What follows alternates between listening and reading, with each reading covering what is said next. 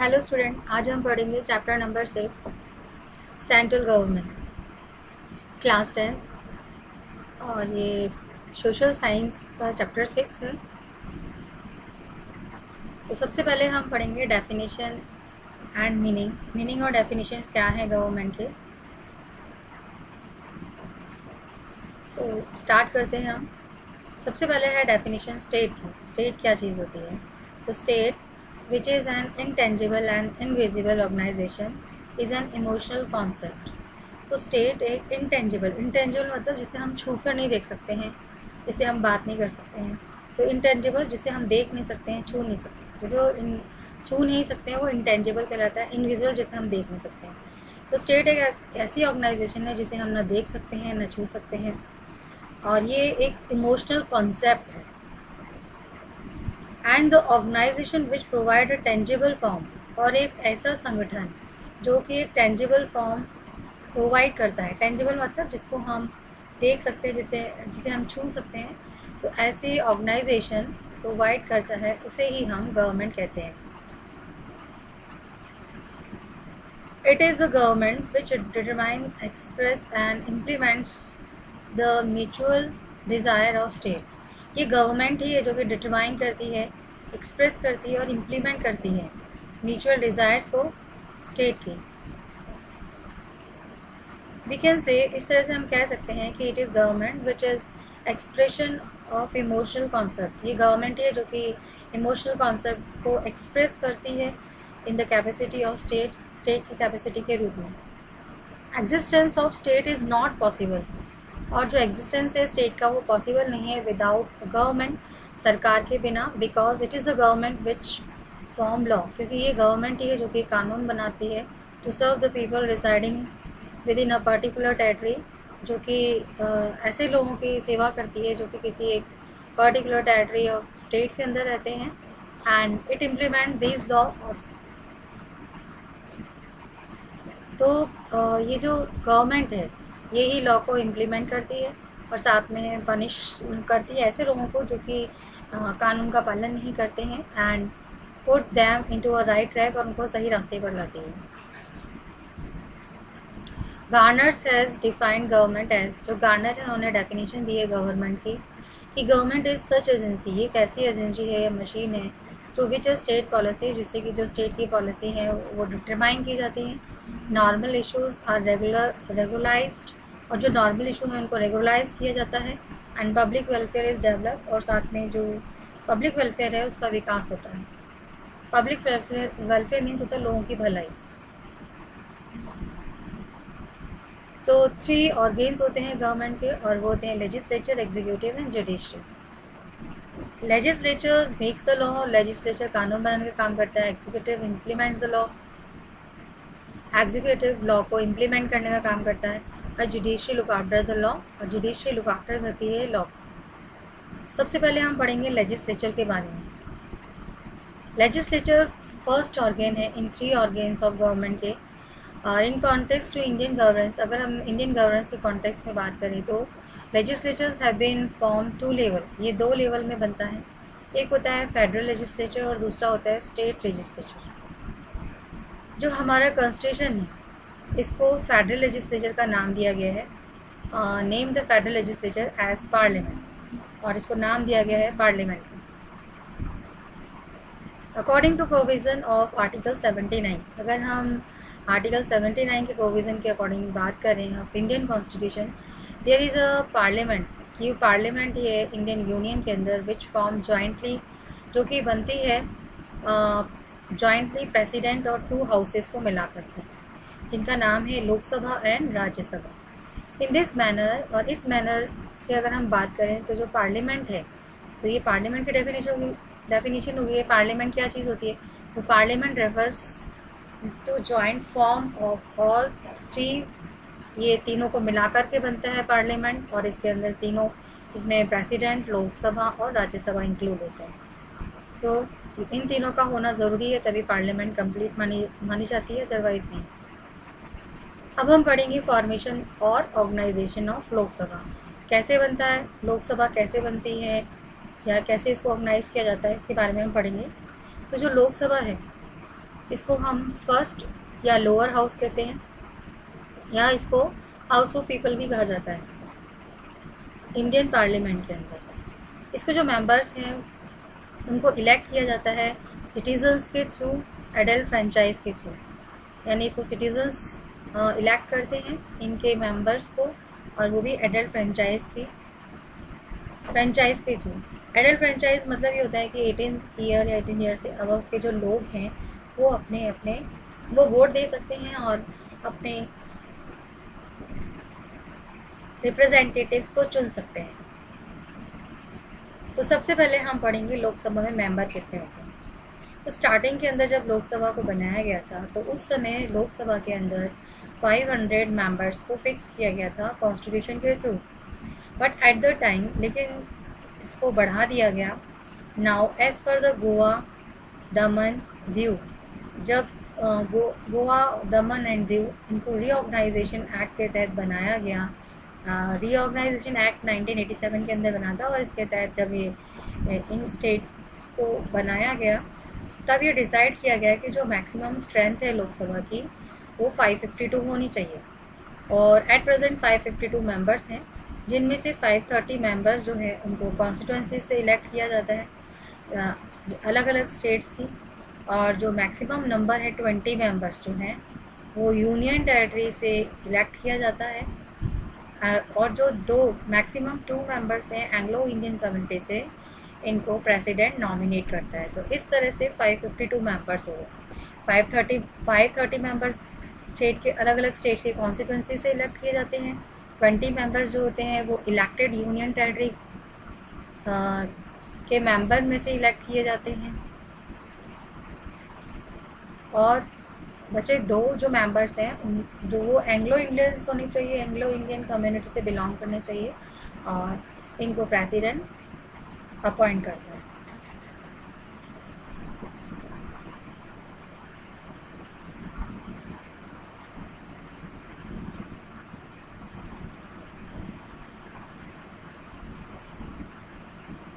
Then फिर आता है इलेक्शन।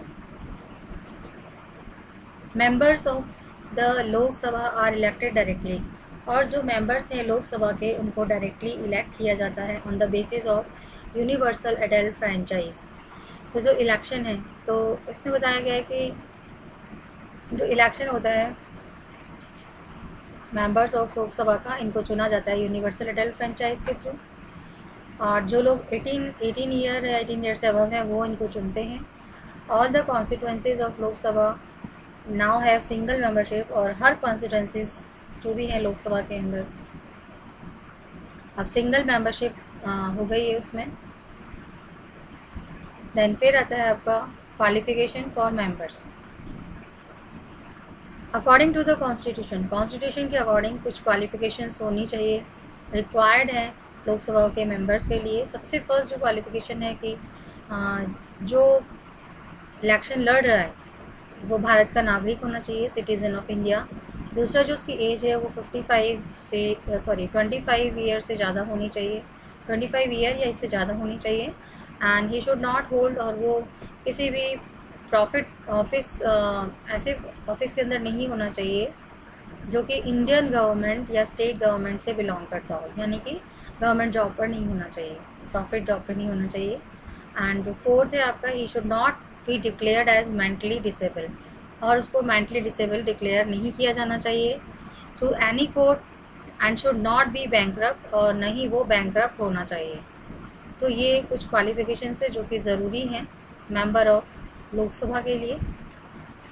लोकसभा का जो टर्म होता है वो 5 ईयर का होता है on the advice of prime minister के एडवाइस से जो प्रेसिडेंट होता है वो लोकसभा को डिसॉल्व कर सकता है बिना उसके कंप्लीट हुए, बिना उसका जो टेन्योर है 5 ईयर का उसको कंप्लीट हुए। And this has been done for 9 times till now, और ऐसा अब तक 9 बार हो चुका है।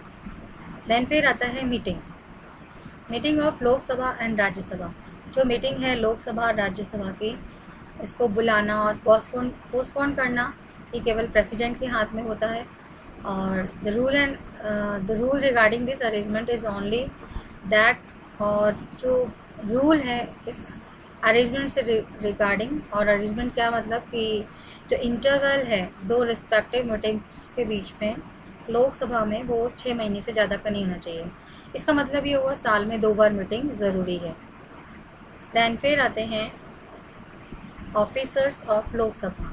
लोकसभा के ऑफिसर्स कौन कौन हैं? तो लोकसभा में 2 ऑफिसर्स होते हैं, एक होता है स्पीकर और दूसरा होता है deputy speaker. According to article 93, article 93 के अकॉर्डिंग कॉन्स्टिट्यूशन के लोकसभा के जो मेंबर्स होते हैं वो खुद अपने में से ही स्पीकर और डिप्टी स्पीकर को अपॉइंट करते हैं। Speaker and deputy speaker can also be remove, speaker और डिप्टी स्पीकर को निकाला जा सकता है उनके ऑफिस से if the bill in the context get pass, और अगर बिल इस कॉन्टेक्स्ट से रिलेटेड पास हो जाता है विद मेजोरिटी से जो भी प्रेजेंट है मेंबर लोकसभा के अंदर। But this type of bill can only presented in Lok Sabha, लेकिन इस प्रकार का जो बिल है वो केवल लोकसभा के अंदर ही प्रेजेंट किया जाता है। If a notice has been given, और अगर मान लीजिए कोई नोटिस दिया जाता है regarding the presentation of such bill, कि जो लोकसभा के स्पीकर और डिप्टी स्पीकर हैं इनको हटाने से पहले कम से कम 14 डे पहले इनको नोटिस दिया जाता है। अकॉर्डिंग टू कॉन्स्टिट्यूशन के according speaker and deputy speaker entitle to get wages, इनको जो वेजेस मिलती हैं, तनख्वाह मिलती है या अलाउंसेस मिलते हैं, ये पार्लियामेंट में फ़िक्स किए जाते हैं या पार्लियामेंट के द्वारा फिक्स किए जाते हैं। देन फिर आता है power of the speaker. The speaker of Lok Sabha in India has the same power, और जो स्पीकर है लोकसभा के इंडिया के अंदर उनकी सेम पावर होती है जैसे कि ब्रिटिश हाउस ऑफ कॉमन के स्पीकर की होती है। स्पीकर जो होता है वो मीटिंग को बुलाता है, प्रिसाइड उसको मीटिंग को स्टार्ट करता है। जो मीटिंग बुलाने का काम तो प्रेसिडेंट करता है, लेकिन जो मीटिंग स्टार्ट करने का काम होता है वो स्पीकर का होता है। And he being a speaker, और स्पीकर के रूप में उसकी रिस्पॉन्सिबिलिटी होती है कि वो लॉ एंड ऑर्डर मेंटेन करे और डिसिप्लिन मेंटेन करे हाउस के अंदर। देन सेकंड जो है entire programme and proceeding of the Lok Sabha, पूरा जो प्रोग्राम है यहाँ प्रोसीड करने का लोकसभा का, इसके बारे में स्पीकर डिसाइड करता है with the advice of leader of house, और जो भी लीडर है हाउस का उसकी एडवाइस से वो फिक्स करता है टाइम और डिबेट का कितना टाइम होना चाहिए, डिस्कशन का अपॉन वेरियस इशूज़, अलग अलग इश्यूज़ को लेकर। Third, he is a ex officio chairman, और वो एक्स ऑफिशियो चेयरमैन होता है ऑफ सम कमिटीज़, कुछ कमिटीज़ का of the house. He appoints the chairman, और वो चेयरमैन को अपॉइंट करता है सिलेक्टेड कमिटीज़ के, एंड दीज कमिटीज़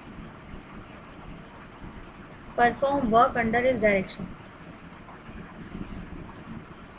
और ये जो कमिटीज़ होती हैं वो उसके डायरेक्शन के अंदर काम करती हैं। The speaker decide whether a bill is money और नॉट, और स्पीकर ही डिसाइड करता है कि जो बिल पेश किया जा रहा है वो मनी बिल है या जर्नल बिल है। फिफ्थ जो है all the correspondence between the parliament, जितने भी कॉरस्पॉन्डेंस होता है पार्लियामेंट और प्रेसिडेंट के बीच में, ये होता है स्पीकर के थ्रू। स्पीकर इनके बीच में कॉरस्पॉन्डिंग का काम करता है। तो ये तो सारे थे स्पीकर की पावर्स। तो यानी कि वो ही जो मीटिंग होता है इसको स्टार्ट करने का काम करता है, वही डिसाइड करता है कि कितना टाइम देना चाहिए किस डिस्कशन के लिए लीडर ऑफ हाउस की एडवाइस से, और वो एक्स ऑफिशियो चेयरमैन होता है कुछ कमिटीज़ का, और वही अपॉइंट करता है चेयरमैन को सेलेक्टेड कमिटीज़ के, और ये जो कमिटीज़ होती हैं वो उसके डायरेक्शन में काम करती हैं। स्पीकर ही डिसाइड करता है कोई बिल मनी है या नहीं है। जितना भी कॉरस्पॉन्डिंग का काम होता है पार्लियामेंट और प्रेसिडेंट के बीच में, ये स्पीकर ही करता है। तो ये सारे इसके फंक्शंस थे स्पीकर के। तो आपने क्या क्या पढ़ा इसके अंदर कि ऑफिसर्स कौन कौन होते हैं लोकसभा के, स्पीकर एंड डिप्टी स्पीकर होते हैं, इनकी पावर क्या होती है वो आपने पढ़ा। स्पीकर को कैसे हटाया जा सकता है, डिप्टी स्पीकर को, इनको 14 डे पहले नोटिस दिया जाता है, और उसके बाद है ना मीटिंग होती है, और उसमें मेजोरिटी 2/3 की होनी ज़रूरी होती है। जितने भी मेंबर्स हैं उसकी 2/3 मेजोरिटी होने पर ही इनको हटाया जा सकता है। और मीटिंग को कौन बुलाता है? लोकसभा राज्यसभा की जो मीटिंग है उसको केवल प्रेसिडेंट ही बुला सकता है। और इस मीटिंग के बीच में 6 महीने का इंटरवल होना चाहिए। इसका मतलब ये हुआ कि कम से कम साल में 2 बार मीटिंग होना ज़रूरी है। टर्म इनका 5 ईयर होता है। और क्वालिफ़िकेशन बताई दी कि सिटीज़न होना चाहिए ना, इंडिया का 25 की एज से ज़्यादा होना चाहिए, 25 या 25 की एज से ज़्यादा होना चाहिए। और किसी भी office of profit under the Indian and state government पर उसको होल्ड नहीं करना चाहिए, मतलब वो इसमें जॉब करता हुआ नहीं होना चाहिए, और वो मेंटली डिसेबल नहीं होना चाहिए, साथ में बैंकरप्ट भी नहीं होना चाहिए। ये क्वालिफ़िकेशंस है। देन इलेक्शन में बताया था कि जो मेंबर्स होते हैं लोकसभा के वो डायरेक्टली इलेक्टेड होते हैं यूनिवर्सल एडल्ट फ्रेंचाइज के थ्रू। यूनिवर्सल एडल्ट फ्रेंचाइज के अंदर 18 ईयर्स से अबव के जो एज के लोग एडल्ट्स हैं वो वोट देते हैं, अपने रिप्रेजेंटेटिव्स को चुनते हैं। और हर कॉन्स्टिट्यूंसीज के अंदर सिंगल मेंबरशिप होती है। और जो मेंबर्स हैं पहले 500 थे, जो बढ़कर के 552 हो गए।